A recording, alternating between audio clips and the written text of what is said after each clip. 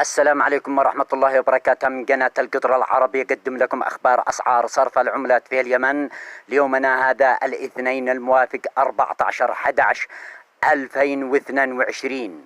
صنعاء الدولار الأمريكي بيع 560، سعر شراء 559.5.